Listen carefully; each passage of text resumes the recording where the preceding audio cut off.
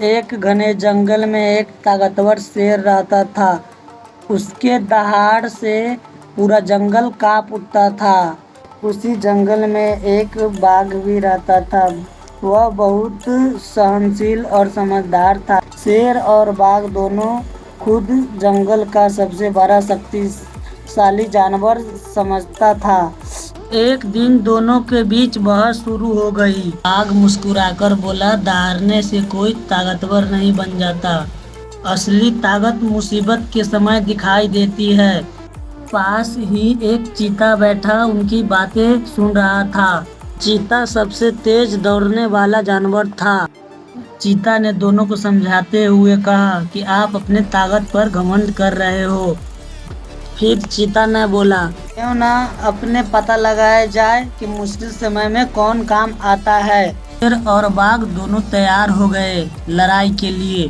अभी अचानक आंधी तूफान चलने लगी, पेड़ हिलने लगे और जानवर डर कर भागने लगे।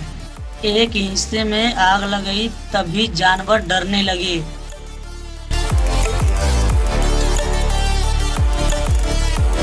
शेर ने दहाड़ को सभी जानवर को इकट्ठा किया। फिर बाघ ने सुरक्षित रास्ता खोजने की जिम्मेदारी ली। लेकिन रास्ते में एक छोटा हिरन फंस गया था। चीता अपनी तेज रफ्तार से वहां पे पहुंचा। तभी उसने सुरक्षित हिरन को रास्ते तक पहुंचाया और वापस आकर दूसरे जानवरों को रास्ता दिखाने लगा। बाघ ने कहा, चीते की तेजी ने आज बहुत मदद की। शेर ने अपनी गलती मानते हुए कहा। शेर ने कहा, और सिर्फ ताकत के भरोसे रहना ठीक नहीं है।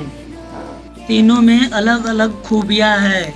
आंधी और आग शांत होने के बाद सभी जानवर इकट्ठा हुआ।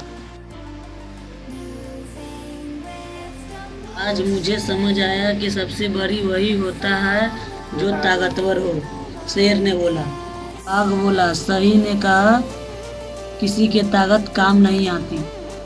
चीते ने मुस्कुराकर कहा, अगर हम अपनी खूबियों के एक दूसरे के इस्तेमाल करने के बजाय दूसरे की मदद में लगाए, कई बारी मुश्किल टल सकती है।